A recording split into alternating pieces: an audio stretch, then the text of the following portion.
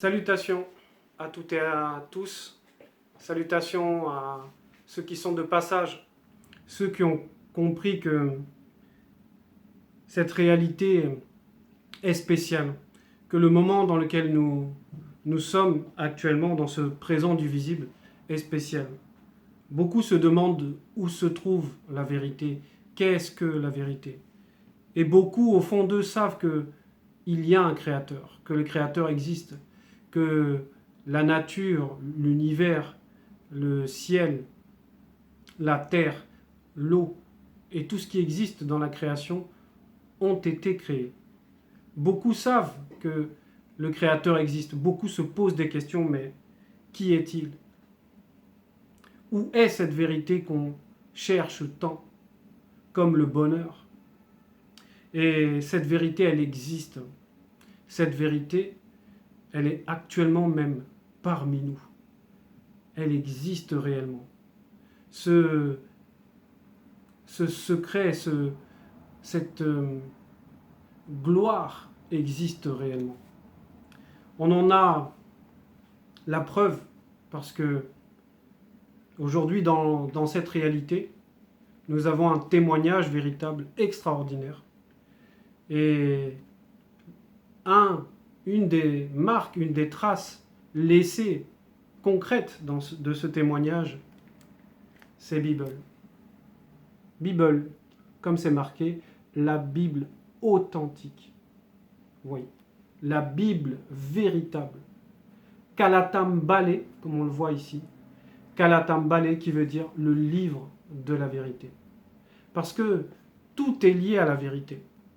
C'est ce que nous recherchons tous, la vérité.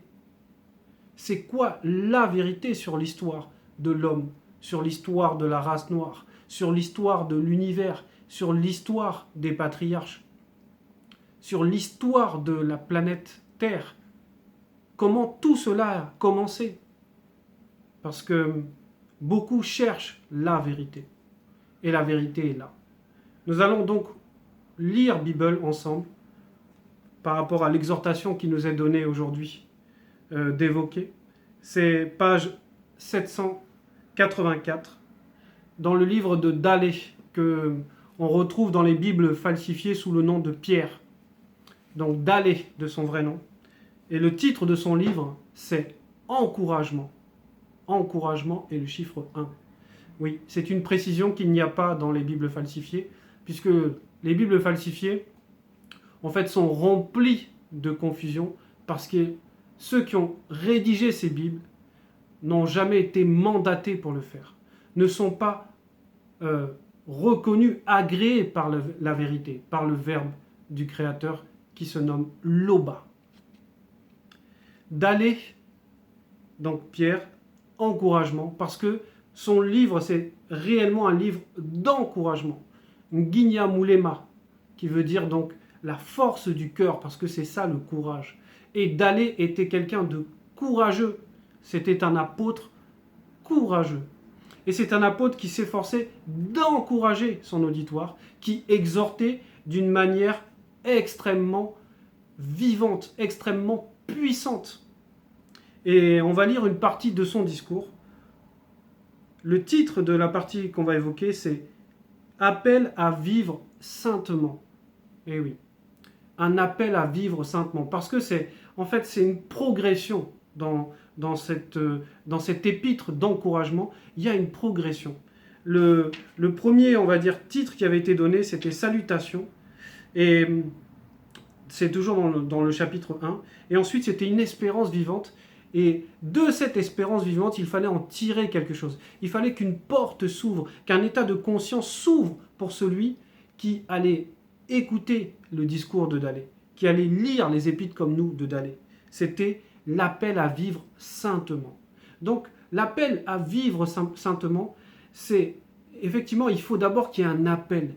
Il faut entendre quelque chose pour que maintenant, l'état de conscience qui est le nôtre s'ouvre à cette vie sainte. Et il va dire ceci dans le verset 16, donc page 784. C'est pourquoi, virgule, tenez-vous prêts à agir, virgule, gardez votre esprit en éveil, point. Mettez toute votre espérance dans le don qui vous sera accordé quand Jokisabe et le deuxième apparaîtront spirituellement avec quelques-unes de leurs saintes entités dans la condition du non visible qu'après la grande consommation. Point. Donc on voit déjà l'extrême puissance des mots utilisés par celui qu'on appelle Dalé, Pierre. Et oui. Déjà, juste dans ce premier verset, on voit la profondeur de quelqu'un qui connaît la vérité, qui est animé par la vérité, qui parle selon la vérité et pour la vérité. Il a déjà un discours qui est au-dessus de la moyenne. Un discours qui est rempli de notions spirituelles, qui est rempli de ce Saint-Esprit, c'est-à-dire le Mundi Musangi. C'est pourquoi, tenez-vous prêt à agir, Et il est déjà dans l'action, parce que Dalé, c'était un apôtre d'action. C'était un apôtre qui aimait cela, qui montrait, on va dire, sa foi par l'action, par les œuvres. Tenez-vous prêt à agir, en fait, là, il s'adresse en fait à deux êtres. Parce que le tenez-vous et agir, en fait, c'est l'âme qui doit avoir une tenue, qui doit se préparer. Et agir, c'est l'action, c'est le corps.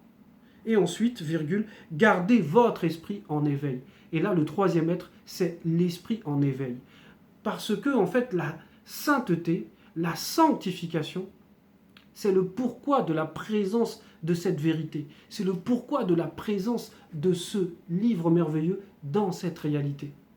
C'est le but, la sanctification. Et la sanctification, elle est dans tous les êtres, dans toutes les consciences, que ce soit notre esprit, notre âme ou notre corps. Parce que la sanctification, il y a la sanctification, on va dire, qu'on appelle intérieure, et il y a la sanctification extérieure. De même qu'il y a, on va dire, la foi qui est intérieure et les œuvres qui manifestent ce qu'il y a à l'intérieur, mais à l'extérieur. Et la sanctification, c'est cela en fait. C'est la manifestation de ce qui est à l'intérieur, mais qui ressort à l'extérieur, un peu comme ce qu'on appelle l'aura, la présence. Et là, d'aller montrer que la sanctification, vivre saintement, c'est tous nos trois êtres. Ce n'est pas ce qu'on nous enseigne dans les religions, où on vous dit qu'il suffit juste de croire pour avoir le salut. Non. La sanctification, c'est le vêtement qui permet d'entrer dans le salut. C'est le saut, un peu comme avoir son baccalauréat et pouvoir entrer dans les universités, ou avoir un passeport et pouvoir voyager à l'étranger. Il faut, on va dire, une marque qui montre que c'est mérité le salut. Parce que le salut, c'est quelque chose qui se mérite. Certes, il y a la grâce qu'on reçoit, mais il faut d'abord que, même si la grâce arrive, il faut mériter maintenant la sortie. Il faut mériter le salut. Et ça s'appelle les œuvres. Donc, d'aller insister énormément, c'est pour ça qu'il prend un verbe qu'on appelle d'action, agir. Hein. Tenez-vous prêt à agir. Et il commence en disant, c'est pourquoi, parce qu'il avait expliqué d'abord en quoi consistait cette espérance vivante. Le fait d'avoir mis sa foi en Jokisabe au deuxième devait ouvrir un état de conscience pour qu'on accepte, parce qu'il y a une acceptation de vouloir vivre saintement. C'est pour ça qu'il y a un appel. Parce que quand on vous appelle, vous avez le choix, puisque le Créateur donne le libre arbitre, on a le choix de répondre ou de ne pas répondre à cet appel. Mais il précisait que réellement, le fait de recevoir la vérité, d'accepter la vérité, en réalité, c'était d'y répondre, d'avoir une réponse à cette vérité. Et cette réponse, c'était de vouloir porter le vêtement de la sanctification. De vouloir une sanctification, être saint à l'intérieur des deux êtres, l'esprit et l'âme, et à l'extérieur aussi. Point. Mettez toute votre espérance dans le don qui vous sera accordé quand Jokisabe, le deuxième, apparaîtront spirituellement avec quelques-unes de leurs saintes entités dans la condition du non-visible qu'après la grande consommation. Point.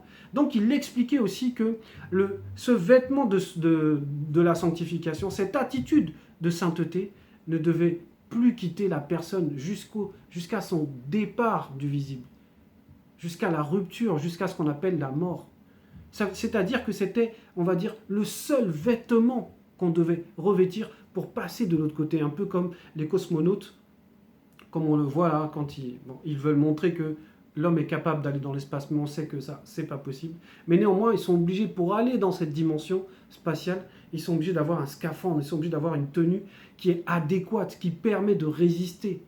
Et la sainteté va représenter cette tenue. La sainteté va représenter ce qui permet d'entrer dans le spirituel. Verset 17.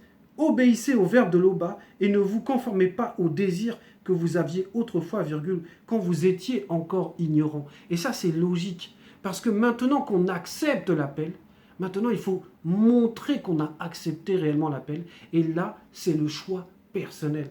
C'est pour ça qu'il dit, obéissez au verbe de l'eau bas et ne vous conformez pas aux désirs que vous aviez autrefois, virgule. Parce qu'à partir du moment où on veut porter ce vêtement, en réalité, porter ce vêtement, c'est renoncer aux anciens vêtements. C'est laisser les anciens vêtements. Parce que la tenue, c'est aussi le comportement. Donc, accepter de marcher selon la vérité consiste à refuser tout ce qui est mauvais selon la vérité. C'est en ça que on va dire qu'on peut comprendre ce qu'est la sainteté. Parce que la sainteté, Sangui Sabé, c'est le fait d'être propre, d'être purifié. Et quand on est propre, on ne doit plus se salir. Parce que c'est ça le fait d'être propre, c'est de ne plus se salir. Voilà pourquoi dans le verset 17, donc juste après avoir expliqué qu'il faut baser notre foi, nos œuvres sur l'espérance de cette promesse, sur l'espérance de cette récompense, à savoir le salut. Maintenant, quand on met en pratique, c'est-à-dire on ne s'attache plus au mal. Et là, le combat, il est personnel. Parce qu'on nous dit bien, aux désirs que vous aviez autrefois. Donc, nos propres désirs. Et le vrai combat de la sanctification, c'est contre soi-même. C'est contre nos propres désirs. Virgule, quand vous étiez encore ignorant, point. Oui, quand on ne connaissait pas cette vérité, c'est-à-dire quand on était encore livré à nous-mêmes, quand on ne connaissait pas la manifestation de la grâce d'avoir ça, de connaître ce qu'il y a dedans, de connaître la vérité, parce que quand on connaît la vérité, c'est une puissance extraordinaire. Vous imaginez connaître la vérité sur l'identité du premier homme, l'identité de la première femme, l'identité des tout premiers animaux, l'identité des premières entités lorsque la création de notre univers a été faite.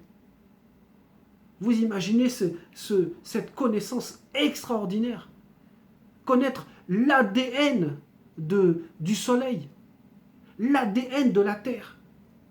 Vous imaginez la connaissance, ce que apporte une telle connaissance, ce qu'apporte la vérité. La vérité apporte le bonheur, parce que la vérité, c'est la révélation.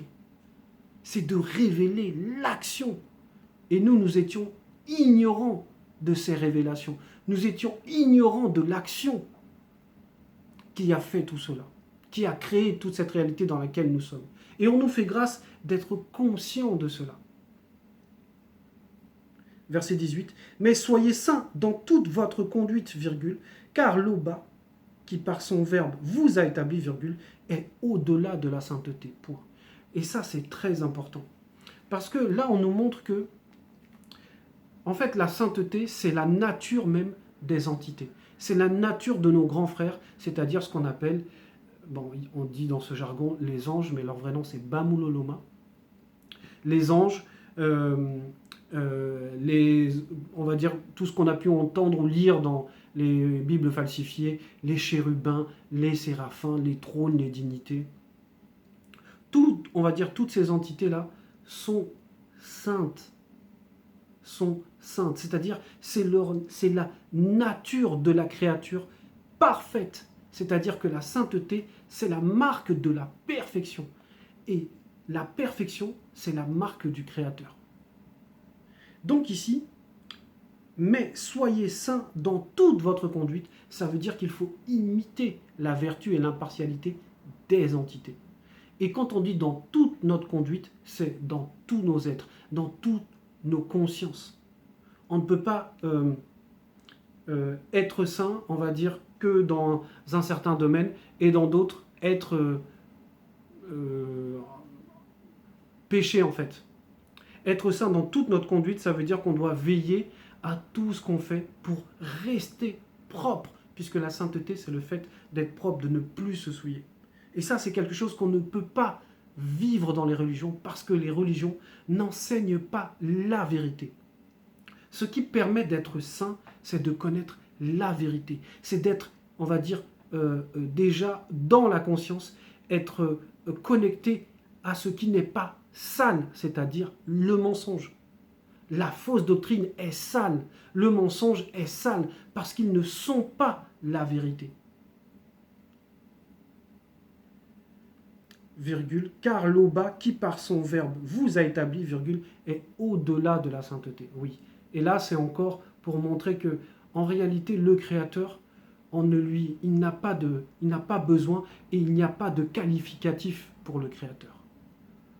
Quand on va dire l'Oba est bon, on sait qu'il est au-delà de la bonté. Parce que le bon là, c'est pour la créature. C'est pour la créature. Le juste, c'est pour la créature. Ça fait partie de la création. Et le Créateur est en dehors de sa création, parce que rien ne peut le contenir. Il n'a ni commencement ni fin. Donc si vous n'avez ni commencement ni fin, il n'y a rien qui vous contient. Donc aucun qualificatif ne peut contenir le Créateur. C'est pour ça qu'on nous donne cette précision que, en réalité, l'Oba, il est au-delà de la sainteté. Ça veut dire qu'il a manifesté par la manifestation de sa volonté, par son verbe, la sainteté.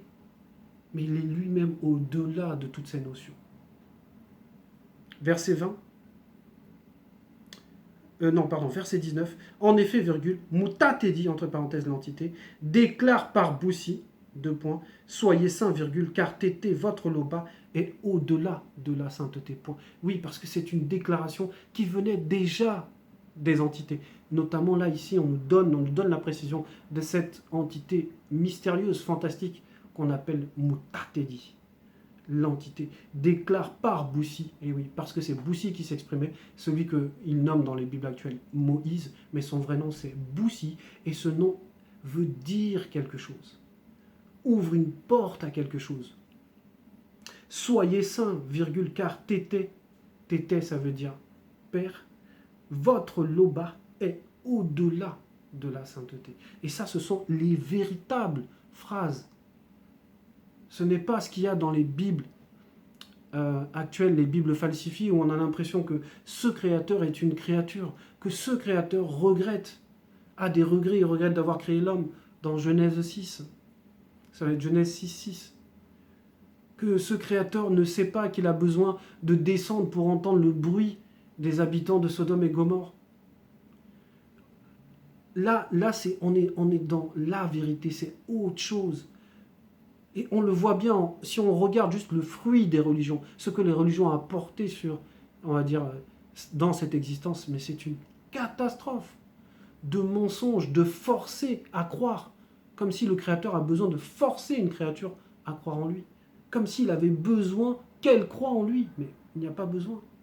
Le Créateur est au-delà de ça, il se suffit à lui-même, il n'a besoin de personne. Le Créateur n'a pas besoin de forcer. C'est comme si vous vouliez forcer une femme à vous aimer. C'est la même chose. Alors que les religions se sont imposées par la violence, par la force, par le meurtre, par l'esclavage. Les ancêtres noirs ont été forcés à croire en ce Jéhovah, en ce Yahvé, en ce Dieu, en Jésus, etc. La vérité n'a rien à voir avec cela. Ils ont juste pris on va dire, les récits originaux, et ils les ont transformés pour tromper l'homme noir, qui est l'héritier véritable, qui est l'homme selon le Créateur.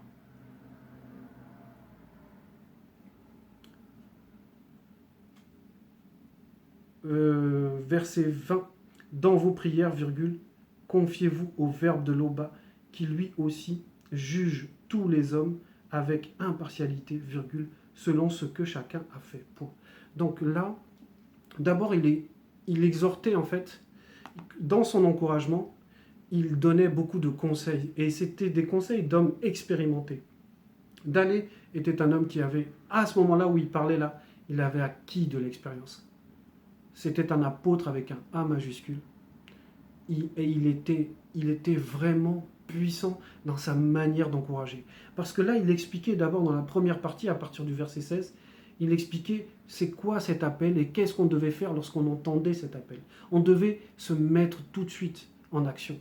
Et maintenant, il explique aussi qu'à un moment, parce qu'il y aura des tribulations, parce que notre propre nature va vouloir combattre, il ouvre la porte, il explique ce que les gens faisaient, mais ne faisaient pas forcément correctement. C'était la prière. Parce que la prière est d'une efficacité redoutable. Et il montrait là déjà qu'il fallait utiliser la prière, on va dire, sans mesure, c'est-à-dire de manière illimitée. Il fallait beaucoup prier. Et il disait, dans vos prières, virgule, confiez-vous au Verbe de l'Oba, qui, lui avec le L majuscule, aussi juge tous les hommes avec impartialité, virgule. On s'arrête là. Donc il expliquait l'importance de la prière et que la prière devait être en fait un rapport de confiance. Confiez-vous au Verbe de l'Oba. Mettez votre confiance dans le Verbe de l'Oba lorsque vous élevez la voix. Manifestez cette confiance, parce que ça, c'est réellement montrer qu'on a la foi. C'est la foi et la confiance. La foi et la confiance. Parce qu'en réalité, la foi ouvre la porte à la confiance. Et la confiance ouvre la porte à l'assurance. Et l'assurance ouvre la porte à la garantie. Un peu comme un contrat que vous signez, où vous signez une garantie. On vous garantit que si vous arrive telle chose, vous allez être dédommagé de telle manière. Et la foi doit être pratiquée de cette manière véritablement. Et il expliquait l'importance de se confier. Et se confier ici, c'est de ne pas s'appuyer sur sa propre force, mais de toujours se référer au Verbe, de considérer la présence du Verbe comme le secours, comme le bouclier, comme le meilleur ami, comme l'allié, comme le protecteur. Parce que ce sont ces facettes-là que le guerrier va rechercher aussi dans le Verbe. De ne pas s'appuyer sur sa propre sagesse, de ne pas s'appuyer sur sa propre force. Et il est bien dit qu'il, lui aussi, en parlant du Verbe, juge tous les hommes avec impartialité, virgule, selon ce que chacun a fait. Oui, et ça c'est en référence en fait par rapport au verset 15, où Dalé expliquait que les entités du grand ordre des choses, en fait, voyaient toute notre réalité en profondeur. Et là, il rajoutait simplement en disant qu'il n'y a pas que les entités du grand ordre des choses. Le Verbe lui-même voit tout, connaît tout déjà. C'est déjà tout. Toutes nos intentions, ils le savent. Le Verbe le sait et les entités le savent. Parce que cette réalité, elle est déjà passée pour eux. Et non, ne parlons même pas pour le Verbe, puisque le Verbe a créé toutes choses. De même, si vous créez je ne sais pas moi, on va dire vous créez, il n'y a qu'un seul créateur, mais vous imaginez, vous inventez une machine, vous la construisez, vous savez tout d'elle. Vous savez comment elle fonctionne, comme le bruit qu'elle va faire, etc. Vous savez tout ça. Et c'est la même chose en fait. Verset 21, c'est pourquoi durant le temps qu'il vous reste à passer dans le visible, virgule, que votre conduite témoigne du respect que vous avez pour lui. Point. Pour lui, c'est pour le Verbe. Parce que, effectivement, si on pense aimer le Créateur et qu'on ne respecte pas son Verbe, mais en réalité, on n'aime pas le Créateur. On n'est pas dans l'amour du Créateur. Pourquoi ? Parce que tout simplement, ce qui nous permet de ressentir l'amour, d'avoir l'amour, puisque l'amour a été manifesté selon la manifestation de la volonté de l'Oba. On va dire c'est le Verbe qui permet cela. Et ça vient du Créateur. Ça veut dire que tout ce qu'on peut dire en réalité, qu'on voudrait adresser au Créateur, mais lorsqu'on n'a pas le respect pour son Verbe, qui va représenter une médiation entre les deux, entre le Créateur et la créature. Si on ne respecte pas le médiateur, on ne peut pas respecter le Créateur. Ce n'est pas possible. Puisque le Verbe, on va dire, c'est le Verbe du Créateur, c'est le Verbe de l'Oba. Donc, c'est pourquoi, virgule, durant le temps qu'il vous reste à passer dans le visible, que votre conduite témoigne du respect que vous avez pour lui. Témoigne, parce qu'effectivement, les œuvres sont des témoins. C'est pour cela que, lors du jugement, il y aura des entités témoins. Parce que toutes nos œuvres, en fait, vont représenter des témoins de notre nature, de nos intentions, de notre fond, en réalité. Verset 22. Vous savez, virgule, en effet, à quel prix vous avez été délivrés de la manière de vivre insensée que certains de vos ancêtres avaient transmise. Point. Et là, on nous explique encore que la Bible, en réalité, donc, pour ceux qui connaissent déjà cela, c'est Bible, en réalité, présente l'histoire du peuple noir, puisque la Bible authentique, c'est l'histoire de l'homme noir, c'est l'histoire des patriarches qui étaient tous noirs, des prophètes qui étaient tous des noirs. Et là, en fait, dans ce verset 22, il s'adresse en fait aux noirs qui sont en face de lui. Vous savez, virgule, en effet, virgule, à quel prix vous avez été délivrés de la manière de vivre insensée que certains de vos ancêtres vous avaient transmise. Oui, parce que les ancêtres non initiés avaient transmis beaucoup de fausses doctrines, aux noirs de l'époque de Dalé, de son époque. Et il dit bien, vous savez, virgule, en effet, virgule, à quel prix vous avez été délivrés. Ça veut dire qu'il y a eu quelque chose qui s'est passé. Il y a eu un acte. Cette délivrance, on va dire, a coûté quelque chose. Mais on va découvrir de quoi il parlait réellement. Verset 23. Ce ne fut pas au moyen de choses périssables, virgule, comme l'argent ou l'or, point virgule. Non, point d'exclamation. Vous avez été délivré par Mutatedi, entre parenthèses, l'entité, point. Donc c'est le spirituel, en fait, qui délivre. C'est par le spirituel que le salut vient. Ce que ça veut dire, c'est que effectivement, dans le monde, on peut délivrer en payant des cautions. On peut délivrer en payant telle caution, la personne peut sortir, alors que son jugement n'est même pas fait. On peut acheter beaucoup de choses avec l'or, l'argent, avec la richesse. Mais là, la délivrance, on va dire la manifestation de la grâce qui a été donnée à l'homme noir à cette époque et à notre époque actuellement aussi, en réalité n'a pas de prix dans le visible. Il n'y a rien dans le visible qui peut acheter une âme. Rien ne peut racheter l'âme. On peut amener tout l'or qui existe sur la terre. Déjà, tout ça, ça appartient au Créateur, puisque c'est sa terre. Toute la création lui appartient. Mais on peut venir avec tout ce qu'il y a dans le visible, ça ne rachète pas une vie, ça ne rachète pas une âme. C'est le spirituel qui rachète en manifestant la grâce. Et maintenant, la personne doit être digne de cette grâce. Elle doit œuvrer dans le temps qui lui reste. C'est ce qu'on appelle racheter le temps. Elle doit œuvrer, en fait, pour son salut. Donc, ce ne fut pas au moyen de choses périssables, virgule, comme l'argent ou l'or, point virgule, non. Point d'exclamation. Vous avez été délivré par Mutatedi. Point. Vous avez été délivré par l'entité. Puisque cette entité spéciale, Mutatedi, c'est le guide, en fait, de l'homme. C'est le guide de l'homme noir initié. C'était le guide des patriarches, des matriarches, des prophètes. C'était, comme je donnais l'exemple avec le verbe, hein, c'était le médiateur. C'était le berger, le guide. Il est toujours cela. Verset 24. Donc on a vu que ce n'est ni dans le 23, c'est pas l'or, c'est pas l'argent, c'est pas les choses du visible qui vont acheter quelque chose en réalité de non visible. Verset 24. L'Oba n'avait pas destiné Jokisabe avant la création du monde, comme certains corrompus le disent, virgule, à savoir, deux points, que Jokisabe sauverait tous les hommes par son sang, point. Et là, il nous donne encore la révélation, parce qu'il avait la vision d'aller, que c'est même pas par le sang qu'on rachète. C'est pas par le sang qu'on donne le salut, comme on vous l'enseigne dans les religions, qu'il faut faire des sacrifices, que ce soit les sacrifices d'animaux ou ce démon on va dire, sous la marionnette de Jésus, parce que Jésus, cette personne n'existe pas, c'est une marionnette, et derrière, il y a un démon extrêmement puissant qui prend actuellement on va dire la dénomination de Jésus, parce que c'est pour cette époque, depuis 2000 ans, mais bien avant, il avait d'autres noms déjà. Et c'est toujours la même chose, l'histoire de celui qu'on a envoyé, qui va être une victime expiatoire, dont le sang doit couler pour racheter les hommes. Et là, Dalé montre que ce n'est pas la doctrine véritable. Ça, c'est encore du mensonge de faire croire que ce soit par l'or, par l'argent ou par le sang versé, on rachète une vie, on rachète une âme, c'est complètement faux. Donc Dalai, il était terriblement avancé et il exhortait d'une manière très puissante dans l'encouragement, c'est-à-dire donner la force au cœur.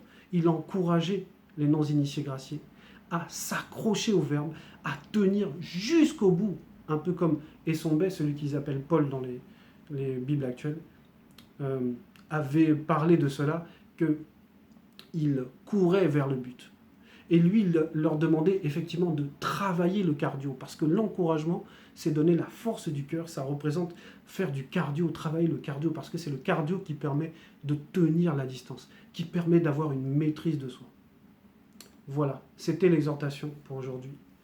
L'Oba est toujours glorifié.